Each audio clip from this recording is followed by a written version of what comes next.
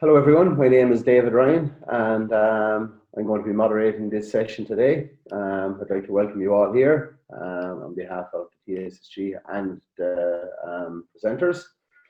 The title of today's webinar is Future Energy Sharing Communities and the Cloud from an Irish and EU perspective.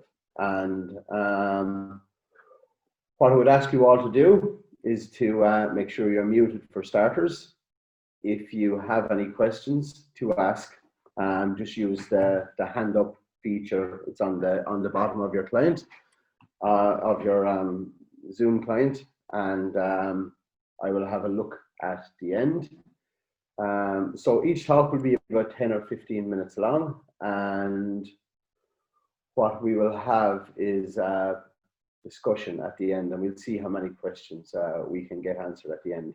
Okay, so our first speaker today is Sean Lyons from the TSSG, and Sean is going to speak about how energy communities can enable the smart grid in Ireland.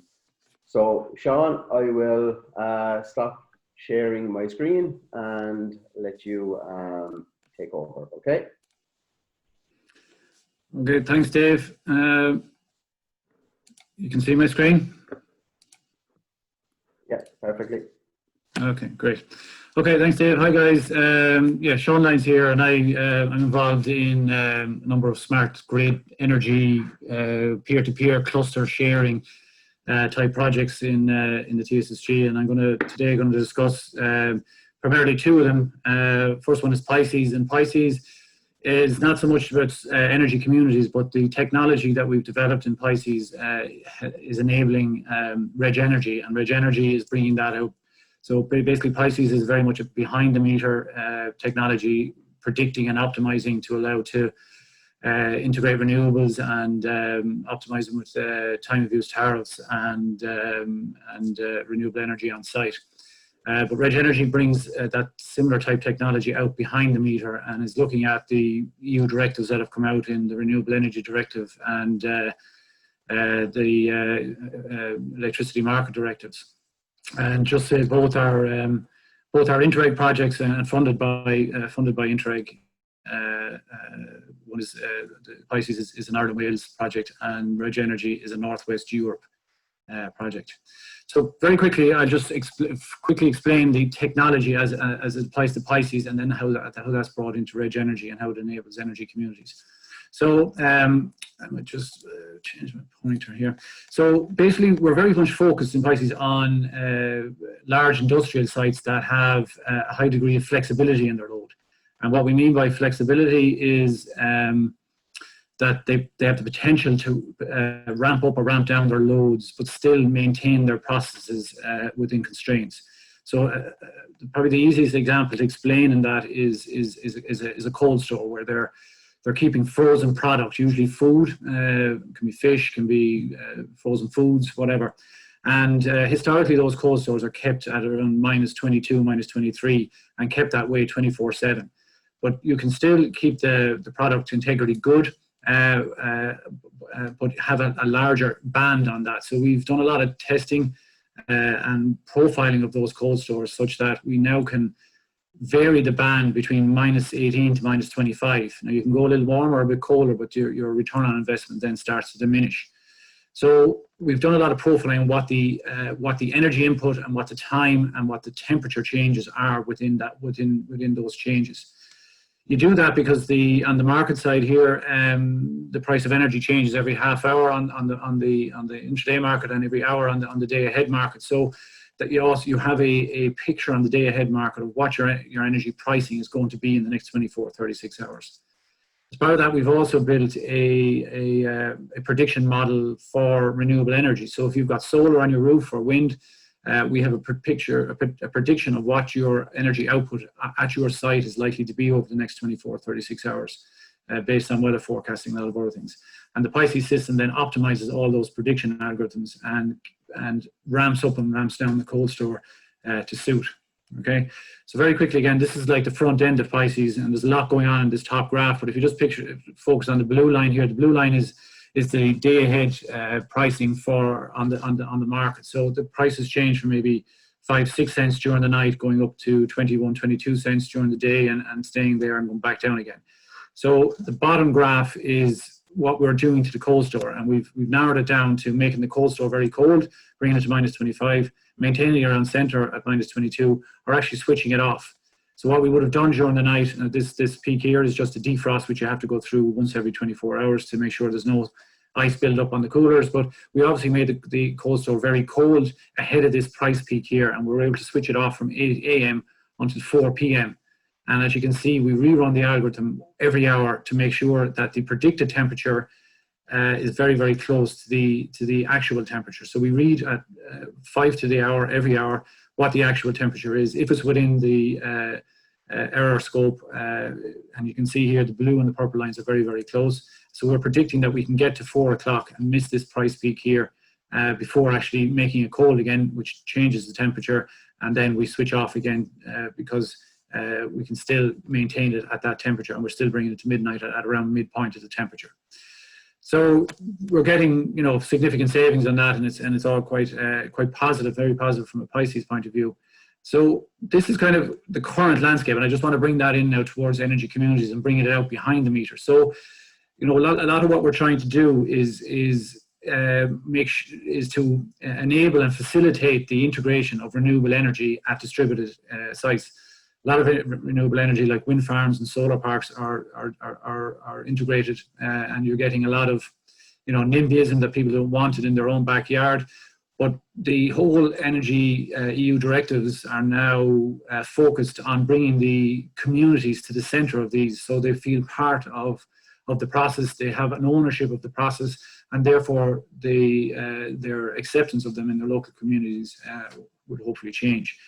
So again, with an industrial client, obviously, for him to integrate renewables at his site, whether it's a cold store or whatever, you've got to design that to suit their base load. And a lot of the customers that you deal with have a lot of seasonality and intermittency to their load. So they might be very busy in the winter and not so busy in the summer. So to encourage them to put more renewable energy in at their site, they have to have a mechanism to be able to spill this onto the grid when they have more than they need. But you can do that in the Irish context now, and most European contexts, and be known as what's called an auto producer. But the return on investment of it is quite small. So obviously what you're paying for the energy when you buy it is much more expensive for what you're getting for when you spill it. So therefore people usually go back to this scenario where they just have a small amount to suit their base load, and in most cases it's because of seasonality and other elements like risk, it's not worth their while, so they don't do it at all. Okay. So this is where we're looking to go then with Reg Energy. Again, picking that single site behind the meter that may have some flexibility in their loads, and if it does, the Pisces optimization can work behind the meter there. And again, if they have renewable energy on site, it can be optimized into their load with the day and market tariffs coming from the grid. But to incentivize them to put more renewable energy on, there's going to be times when they're going to have to spill that onto the grid, okay? But from an electrical point of view, those electrons will flow to the site next door. So if you can picture that there's you're in an industrial park that there might be 15 or 20 or 50 companies in that, or it could be an office block that has, again, 10 or 15 offices. So as part of the Reg Energy project, we're working closely with our sub-partners in Údarás na Gaeltachta. And Údarás have a number of industrial parks and assets and office buildings in various areas in Ireland.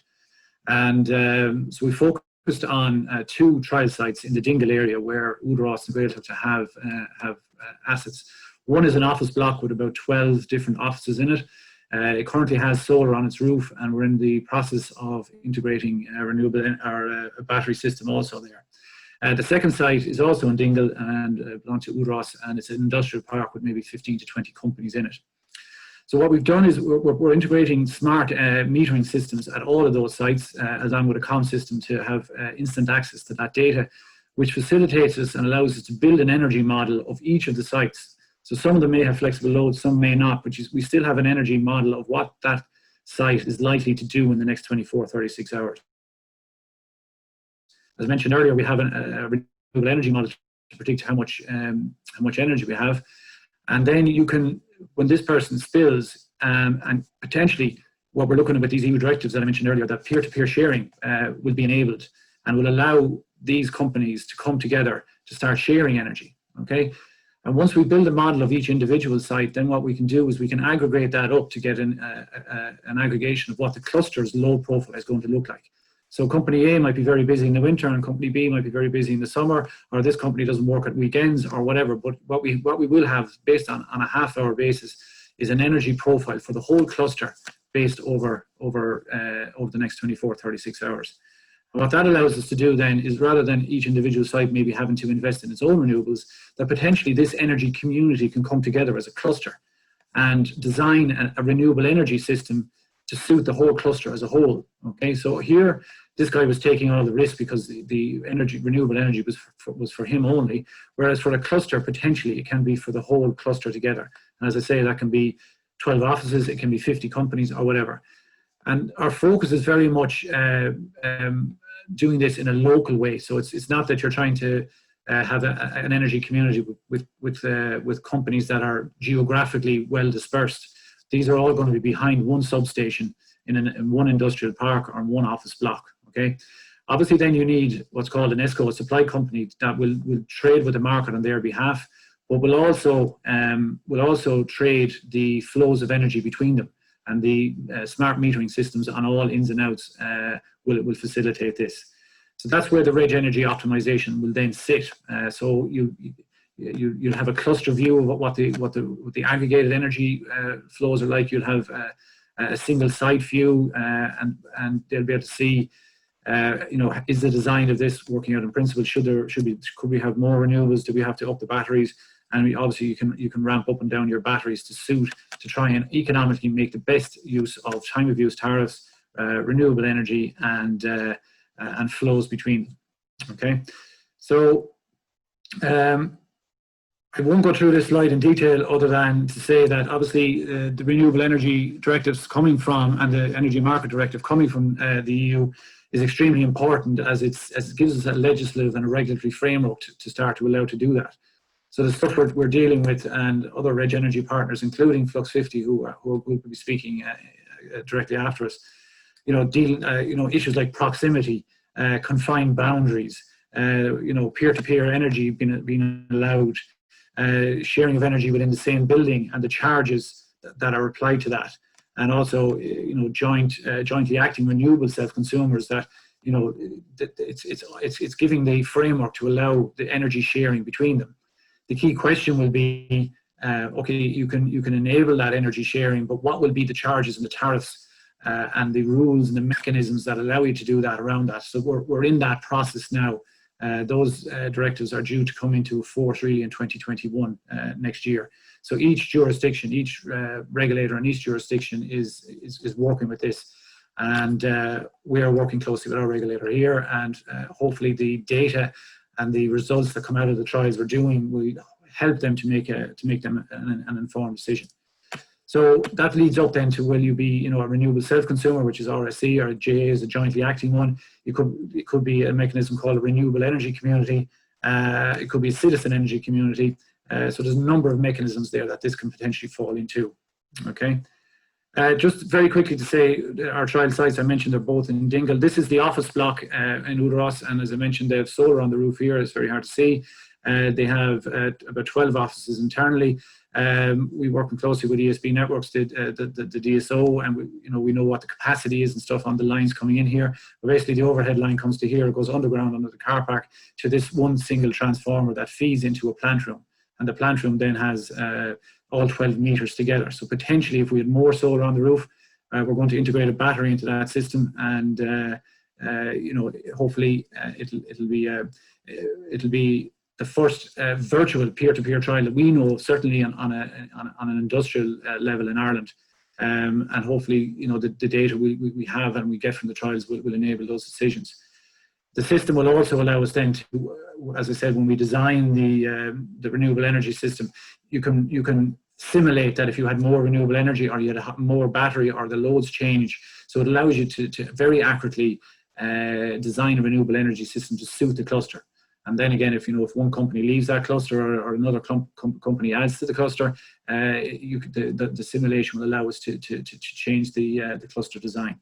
The second one then is in Ballinaboo, also the industrial park owned by Ross and Directives, which again is served by one one substation out here with some other substations within it, but all of those companies are fed from this major substation here.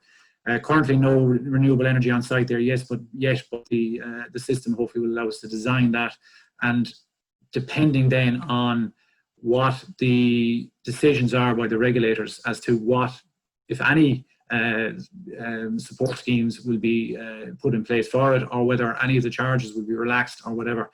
But we're talking to them about all the advantages that this brings to supply and demand, the balance in supply and demand balance in various areas. So this is what we hope to see as the future landscape with Reg Energy at the centre of that you can build up clusters of companies that are behind a single substation or a master substation, and that those companies may have their own renewable energy, they may have flexible load, but that you're using this intelligence. So the Reg Energy optimization will allow those who were consumers now to become prosumers and give them the control and intelligence to allow them to do that. Potentially then, depending on rules and everything else, that cluster may be able to design its own renewable energy system to suit the load profiles that they have. And then beyond that, those clusters can potentially trade with other clusters and with the grid, and start rolling up to really provide a balancing service to rural regions and urban areas. That is very quickly. I've probably gone over time, Dave, but that's very quickly what we're doing. Yeah, no problem at all, Sean. So next we have Frederick Lux from Belgium, from Flux 50, and Frederick's presentation is on energy communities and peer-to-peer sharing on an EU perspective. So I can see you're already sharing your screen, so whenever you're ready. Okay, thank you. As Sean said, I'm Frederick Lux. I'm responsible for Flux 50, which is a cluster organization in Flanders, also part of that Reg Energy Interreg project, in which we are driving a similar case, which we call the Green Energy Park, in which we try to connect a data center which is powered by a lot of renewables, so windmills as well as photovoltaics. And with that intermittent nature is also powering the business park itself, which is around 80 companies on it. Sean has been talking a lot about electricity. What we also try to do as part of the Reg Energy project is to reuse the heat, the low temperature heat of the data center, in order to have a low temperature, very low temperature heat network, powering the companies, but as well a residential area which is nearby. During my presentation, I will be more focusing not on the technical things, but more on the legislative part of the action. In the sense that Sean already hinted to it, that we have on a European directive, we have the citizen energy communities and renewable energy communities, which needs to be transferred into regional law or national law by the end of 2020, starting 2021. And what the European Commission thought, and this was their initial view, was that the renewable energy community is something like a citizen energy community, but more narrowly defined. But what we see in practice, and is that it's not that clear, and that there is a big distinction between citizen energy communities on one hand, renewable energy communities. In renewable energy communities, it can go, it can be everything which is renewable, as well electricity as heat, while in a citizen energy community, only electricity can be considered. A citizen energy community, on the other hand, shouldn't necessarily be renewable. So you can even have a citizen energy community in which you, for example, have a nuclear plant involved, as long as the citizen is the driving force behind the energy community. So where the Commission had the intention to have a very clear and well-defined view, as often happens when you start lobbying, in the end they had two different schemes for which it was not always that obvious how to translate them into regional legislation. So in the end, they come up with, instead of circles, they come up with triangles in which they said, okay, that renewable energy community is somewhat like a citizen energy community, but not entirely the same. And they presented different options to the member states in order to translate that, that typical model into own legislation. And what they said is, okay, the simplest way to do it is just to do box ticking.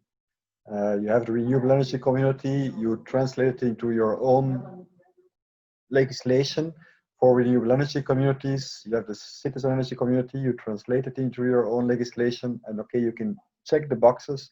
You're in line with what we ask as Europe, and everybody is living happily after.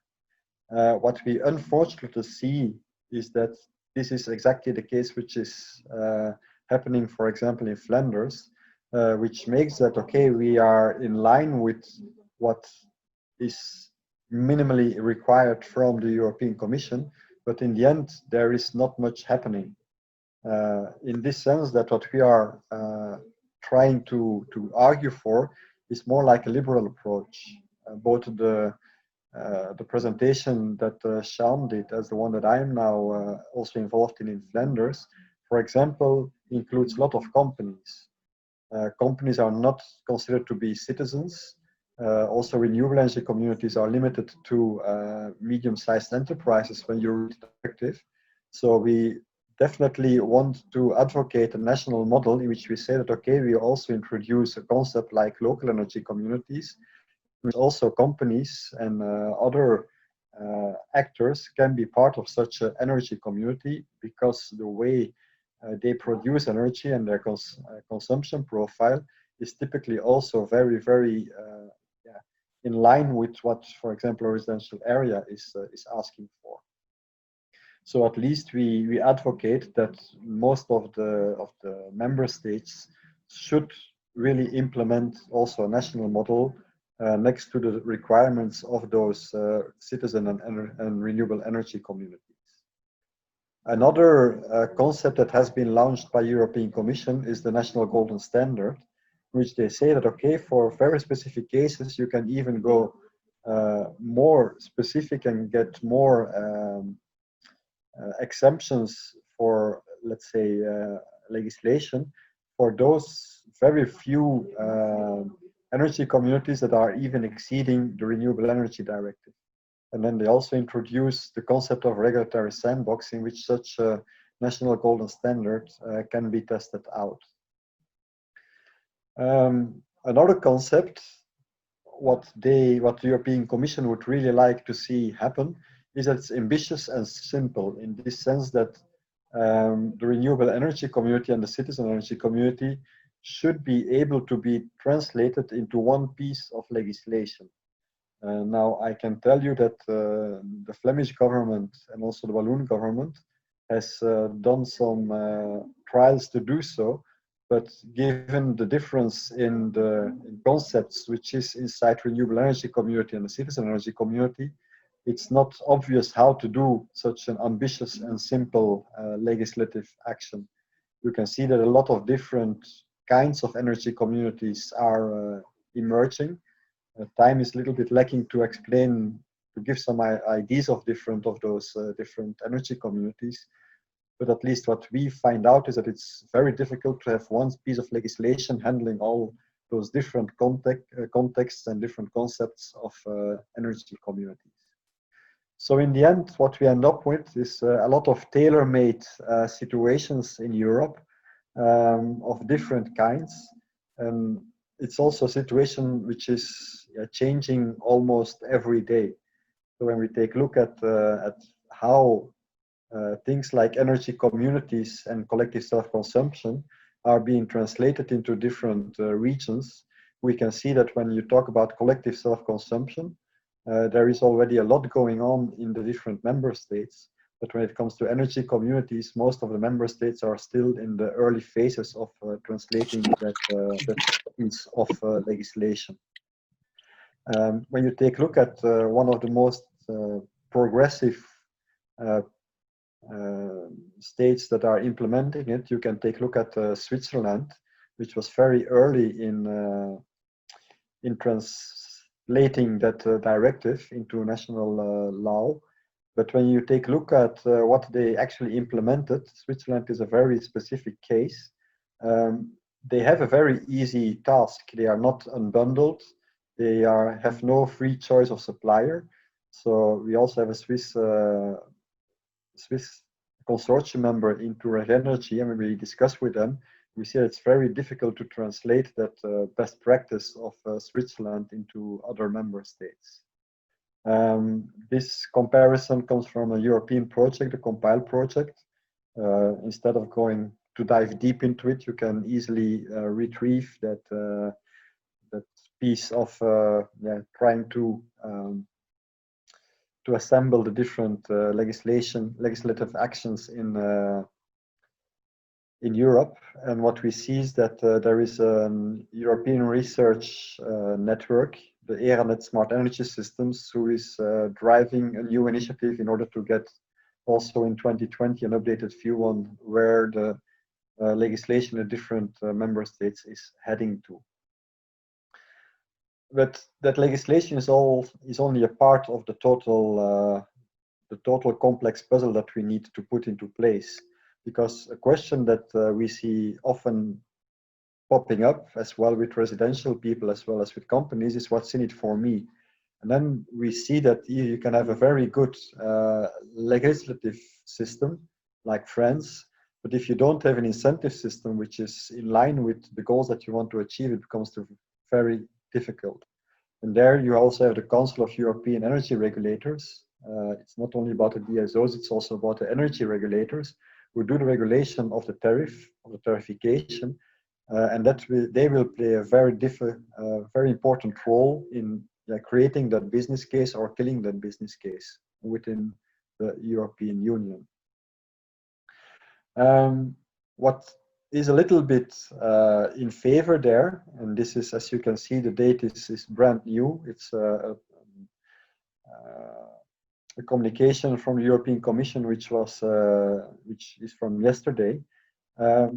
They created a vision on how system integration should be considered within Europe. And what you can see here as one of the key actions inside the document is to issue guidance to the member states to address the high charges and levies borne by electricity and to ensure the consistency of non-energy price components across energy carriers. So there will be a revision of the Energy Taxation Directive, and very probably they will also take into account the concept of energy communities, both citizen, renewable, and perhaps also local energy communities into that revision of the Taxation Directive. Another thing is that they're also re-investigating the State Aid Directive, which would allow to give more incentives to energy communities if we are able to get those kind of concepts taken up in that state aid regulation. So in the end, I think that there are coming some very promising actions and that we can see some future for energy communities, but I also want to warn a little bit with it, and I also always use the Gartner hype cycle there. What we can see is that at this moment the visibility of energy communities is very, very high, and that we are seeing what we call a peak of inflated expectations. So what we would like to see is that when we go through the trough of disillusionment, that we can get the best out of the projects that we are all driving, and that we can convince the politicians that we want to achieve that plateau of productivity where we can really see what is the added value of energy communities, and that we can have a very valuable place for them into the entire energy system. So that's what I wanted to transmit you in that very short time of 10 minutes, I have to say. I need to thank you for your attention, and if there are questions, I understood that we will take them at the end of the session. Thank you very much, Frederick. Very, very good presentation. And our next speaker, Derek, has been unable to make it. So we have Jonathan Sandham, who is a consultant, and he's going to give us the energy communities from utilities perspective. After this, we will have a short Q&A, a short discussion. So if you want to if you want to message me in the chat, your questions or your wishes to ask a question, and we'll see how many we can fit in at the end. This is being recorded, so we'll and the presentations will be shared afterwards. So whenever you're ready, Jonathan. Thanks very much, Dave. My audio is okay? Yeah, perfect, Jonathan. Brilliant. Thanks very much. Thanks for attending today, everybody. Good afternoon.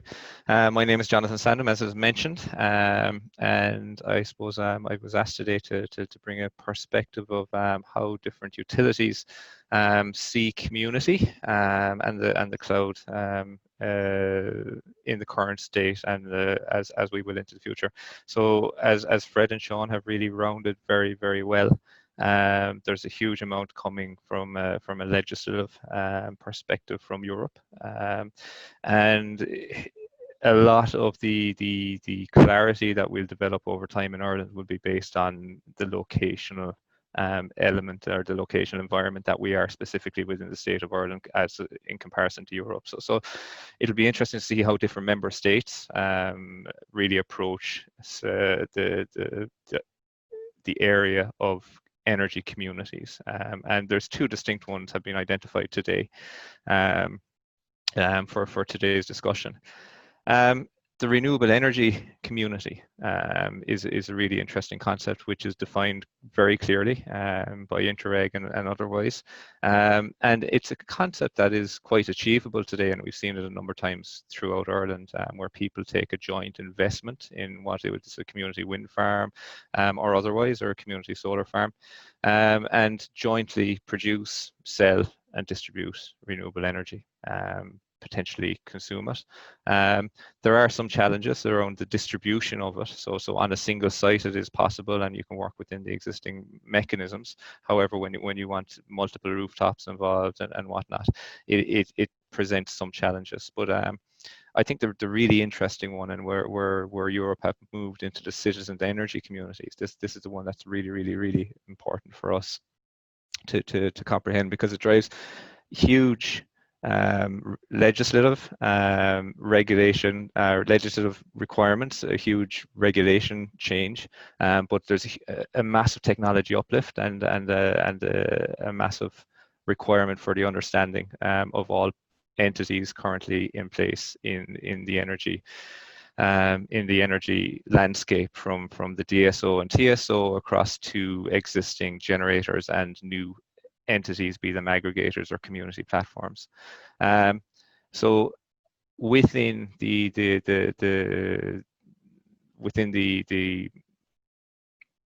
publications from the Commission, you'll see that there's the idea of a level playing field and proportionate regulations for communities, and big areas there that have to be understood and appreciated and documented at a state-by-state level.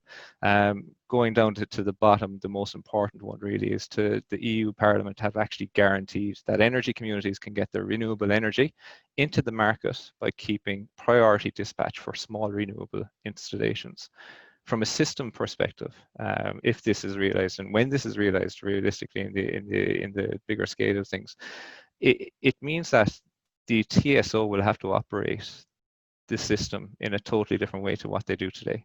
And I'd have to take into account probably nearly the instruction sets that would be issued out through the market systems and otherwise will be very complex and will be far more fetching than they currently are today when you look at DSUs and whatnot. So we've heard every actor within the energy ecosystem spoken about today, and we all talk about a holistic vision of energy. However, it's really a multifaceted energy system that we have. So you see the utility and regulators have a view of the world as they look into the energy system and a view of the market, and really grapple in this new world to understand all of the complexities and the realities of how do we best facilitate energy futures for Ireland and for further afield into Europe and into across the world. You have your supply entities who have a view of the world on what they want to contribute and what they want to take out of it. There's the market mechanisms themselves in place, and then you have communities and prosumers that will be enabled in the future really by platforms and aggregators, so systems that allow them to interact from a technical perspective into the markets. And each person or each actor in this complex system has a different view and a different want and a different risk profile as to what they're safeguarding, assets that are mid-cycle through a 50-year cycle, or new endeavors that somebody wants to create a new platform that will create revenue streams for an entity, or maybe driven to reduce carbon intensity on the grid, or to create greener credentials for somebody or something. Flipping over just to kind of the traditional utility view, I suppose that the main drivers for any system operator or any existing entity that has generation on the system, I suppose that they're aiming to really understand and make sure that there is a maintained security in the grid infrastructure and the grid system. So the lights, touch wood, are absolutely, that they're on, or uptime. And if you said it into communications world or in the non-traditional utility sector, your SLA for electricity in Ireland is really, really good, and we want to maintain that in the future, even when we get out into this new world of peer-to-peer and distributed energy. The efficiency of the system overall is quite good at the moment. There's a want there to decarbonize, but decarbonize by making sure we keep that efficiency and security. There's obviously for some entities a financial aspect to this, and most entities are financial. But for system operators, there's also an onus to take an economic view of the big picture, and not necessarily just look at the euro value of an asset over time, but look at the economic benefit of change. And anybody that has a large asset base, I suppose there's a huge appreciation there on risk and asset risk, and your appetite for risk to move into something that isn't a traditional asset, but is more a technology or a softer type of a softer concept than a physical asset on the ground or in the air.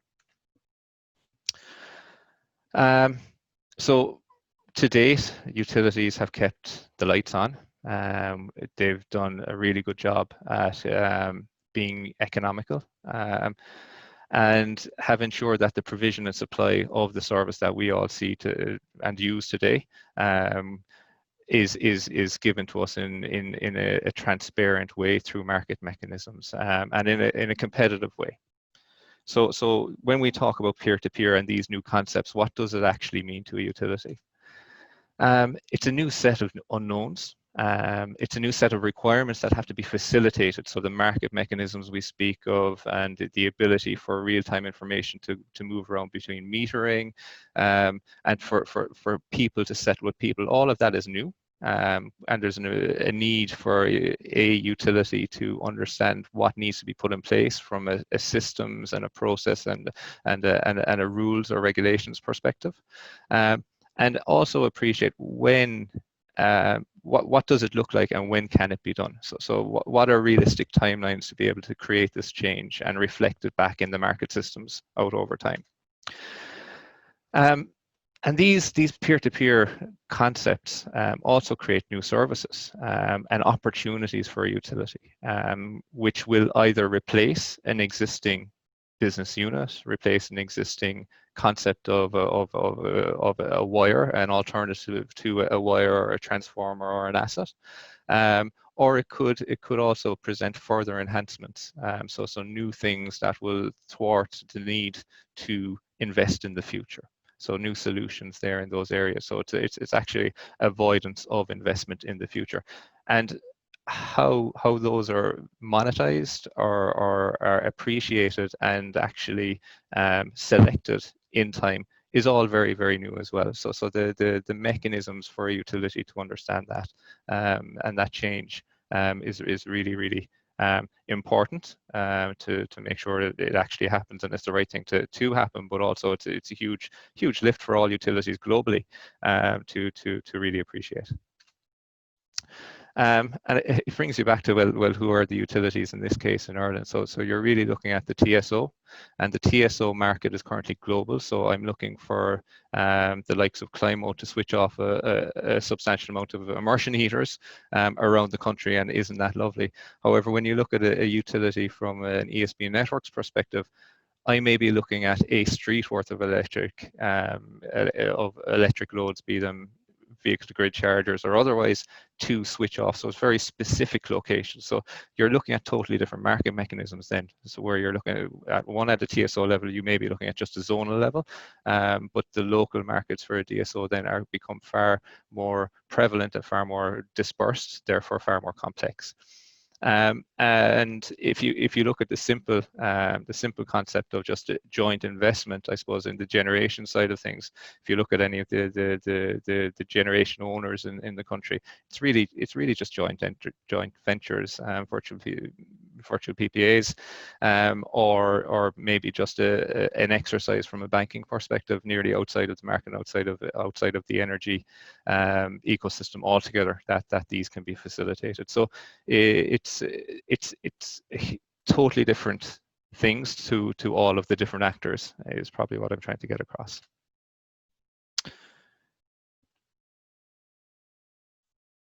Okay, the key areas to appreciate. There's technical and energy. So the energy requirements that utilities and mainly system operators really need to understand and get insight from in the future, from peer-to-peer aggregators and communities, really the activity that is proposed to understand the market that will allow it to happen. But if it's a support, what is the nature of the support? Is it kilowatt hours? Is it VARs? Is it voltage? Is it non-wire alternatives? Is it load reduction or increase on a seasonal basis, or what exactly are we talking about? And Sean did it very well there, I think, kind of highlighting exactly those areas at the beginning. We in Ireland need to understand the generation or demand profile, which can be reduced or increased. Again, back to Sean's presentation, that was really clearly given and shown within the interface, user interfaces. We need to appreciate whether it's at a zone level, at a national level, or at a nodal level down, again, at a street by street, or behind a specific point in the network, or behind a meter. Dates, times, and seasonal availability are huge. So when can this be done, and how can this tool be used within a utility's work belt, we'll say. And then finally, the price of that, what somebody is willing to allow flexibility to happen for what price it's allowed to happen, but also the environmental impact will become very, very important within the market. So the CO2 equivalent, the delta in particulate from an air quality perspective, again going back to date and time and seasonality, that could be huge, and just air quality in general. So they're just, I suppose, just a tip of the iceberg on some of the things that be relevant in markets, but at a technical level to make all of this happen, it's not just a kilowatt hour and a meter anymore. You're talking about VARs, voltage, VAR hours, financial impact to the consumer. So as we'd see, say the Pisces platform is preparing a lovely trade for the market, or facilitating flexibility for the market. There's also financial impacts on the bottom line of the business from the refrigeration point of view that had to be taken into account there as well. In capital letters, here's reliability. All of these flexibility services are being used to avoid investment into a traditional type of asset within any of the utilities. And if the reliability isn't up there with the traditional asset, then there's a risk associated with using the service as opposed to just putting in one of those assets. And integration type. So is it via the cloud? Is it connected to a SCADA EMS system directly? And how does all that signaling happen? Adaptation over time. So how is this adopted, and will the facilitation of the flexibility disappear over time, which people see with say smart thermostats and stuff like that over time? The likes of Nest, the rate of compliance with the user drops off over time, and will that affect the services that can be sold into the market and onto utilities? What was committed to a utility as from a supplier or a community versus what actually happened, and the integrity of this. How do you actually ensure that when somebody says they'll turn it off, that they've actually turned it off? How do you meter it? And on top of all of that, I suppose there's a comprehension then of all of these platforms lie inside in the cloud, in Azure, in AWS, or in Google Cloud Platform. How do we connect them all together? How do we do cloud to cloud? How's it all certified, secured, and the integrity of it all? So in closing, and very quickly, and apologies if I've run over, Dave, it's a huge evolving area with a time-bound delivery date on the, we'll say, the regulative side of it and the legislative side of it. Very, very complex relationships between communities, technology suppliers, utilities, markets, and all other entities.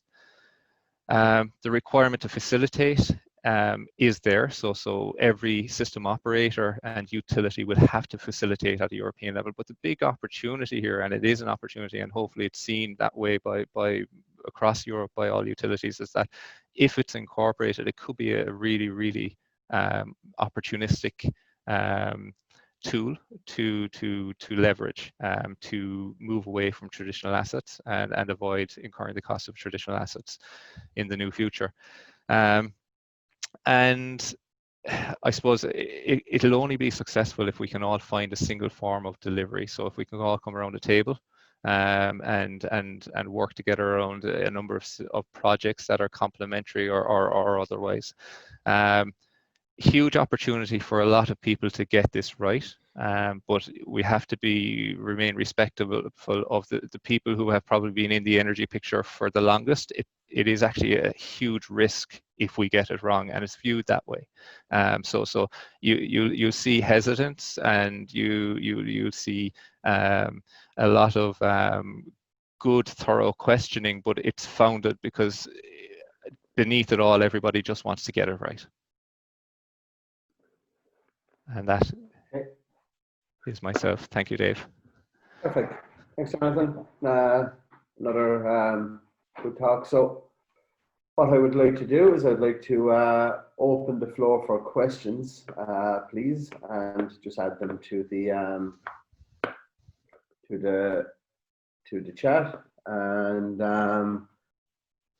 we have a question first off from Enda Hogan. So if you want to throw on your video and ask your question, that's okay.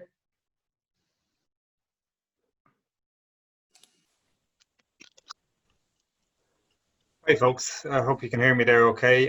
The question I was just putting really for any of the speakers is whether you see a role for local authorities in supporting any of these, whether they be the citizen energy communities or the renewable energy communities.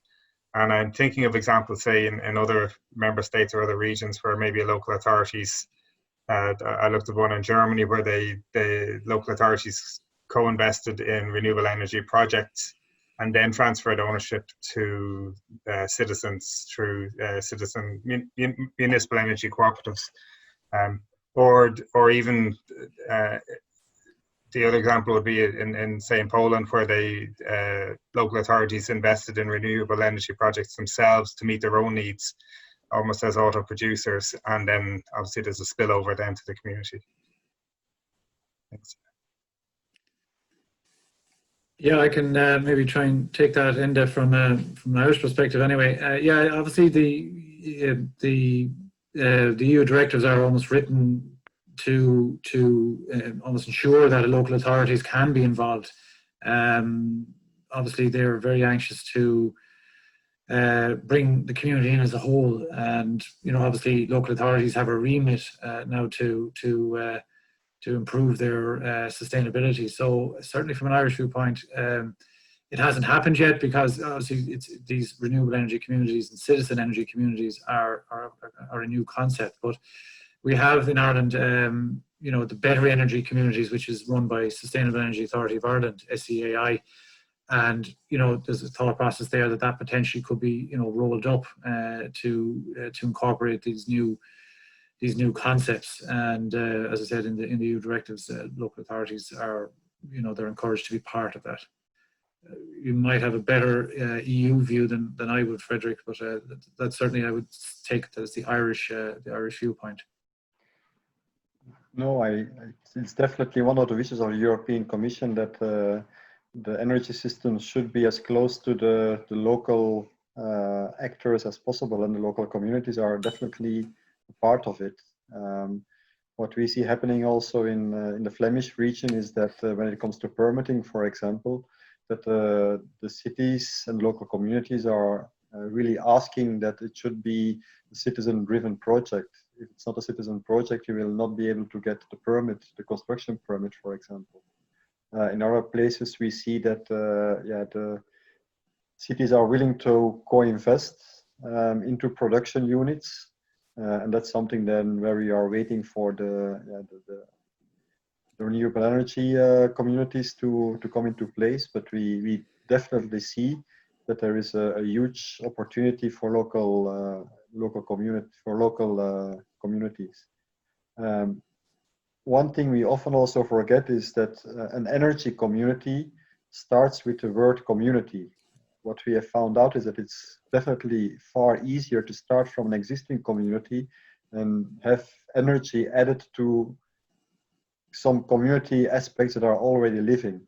And in that sense, when you have a business park, for example, you typically have an operator of a business park that's an important facilitator. But when it comes to the residential area, we see that the local communities are definitely a very important facilitator in order to really create such energy communities. And that facilitating role cannot be neglected in a very complex situation, as Jonathan very clearly pointed out. In a very complex situation with a lot of stakeholders, the local community is typically one of those parties which is able to bring all those around the table. Okay. If I could, Dave, just on that as well, I think just even looking at the housing stock and the building and the facilities and the asset that is there within local housing, it makes so much sense. And from my own engagements with a number of local authorities, there is an appetite there even before any of this has come out to understand and appreciate the opportunity to retrofit over time and actually implement renewables at a behind the meter level. So I imagine it will proliferate outwards with all of these new opportunities. Okay, we have a question from Noel Ryan, if you want to jump on and ask. Yeah, thanks, David. Appreciate that. And I suppose that I'm reminded of the situation in maybe Germany and a number of other countries that unbundle the local hardware, I suppose. And I suppose the question is really around the extent to which local separately owned distribution network would assist in the proliferation of energy communities, the extent to which they'd enjoy owning their own pieces of network so that they could propagate the sale of their own produced energy. Yeah, I can maybe start that, Noel, as best I can of what I know of what's happened. There is instances I know in Europe where certainly for new builds, like an area that might be a new housing complex, or I think it's the Schoenship area. Frederick, you might know more, but that was a new area where they actually built the the distribution network for their area, and they owned it from the very beginning. I suppose certainly from an Irish perspective, you know, the wires are already in the ground, the copper's already there in most instances. So I think this is possible in new builds, but you know, from our perspective, ESB networks are the experts in the distribution of energy, and you know, obviously, you know, putting private wires in, is it potentially doubling up now? You know, is it possible? Yes, it is potentially, but in Ireland, you know, unless it's a brand new build, I don't really see it. But again, Frederick, you might know more of the private wire, private network area on the EU side. You do have private wires, but which is a different concept as the distribution networks as a whole. There is, in certain areas, there is a role to play for local separately owned distribution networks. But we shouldn't forget that actually the grid we have now originated from a lot of those small separately owned distribution networks. After the Second World War, everybody wanted to consolidate them into a larger system, where when you take a look at the Flemish situation now, we only have one DSO for the entire Flemish region, which makes sense because we are very dense populated. When you take a look at the Austrian case, where you do have more than 300 DSOs, the smallest DSO is actually just a farm with 7 or 8 houses connected into a remote valley. So there you can ask yourself, is that really a DSO, or is it a separately owned distribution network? So it typically depends on the area where you are in. I do see that, for example, in Flanders, there is almost no possibility to create one without running into trouble with the regulator or the existing DSO. When you go to the north of Sweden and Finland, for example, I see that there is more, let's say, room for such a network because, yeah, at this moment they are typically still working with a diesel generator with just connected to 1 or 2 houses. So it's an entirely different situation. Jonathan, have you any input? I'm never short of a few words. I think it's a great question, Noel. You look at the service that is delivered, and it kind of leans back to Frederick's position, by a system operator to date, and the distribution system operator, and then question, well, why go private? And the main reason you'll come out with is because we want to be able to create a slightly different market mechanism to allow the trading of energy. They're two different things to me, and if you can get your market agile enough that it can take that you can trade and you can share and whatnot on top of it, my view would be leave the pros at it, leave the DSO deliver the infrastructure, and if you can get your data flowing the right way on top of all of that, then the market will be able to meet the needs. Otherwise, you're kind of you're putting in an asset for somebody else to manage, and it's going to go wrong at some point, and who's maintaining it, safety, it can get really messy when you run 10-15 years into it. Well, if I can add to that one, what we see is that when there is an intention in Flanders to do such a thing, it's mostly from a tarification perspective, which is not the good reason to do it.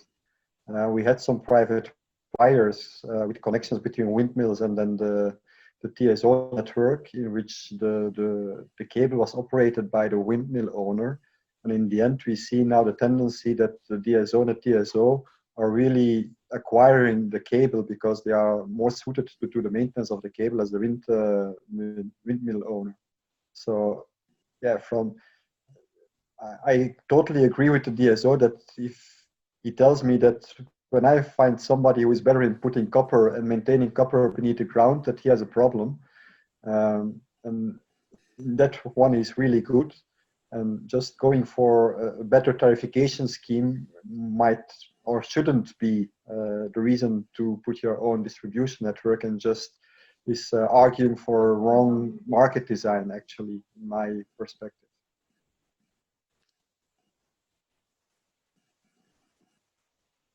Okay, thank you very much, guys. So I think if there are no more questions, I would like to thank the speakers, the presenters, people who asked the questions, and everybody for attending this very informative webinar.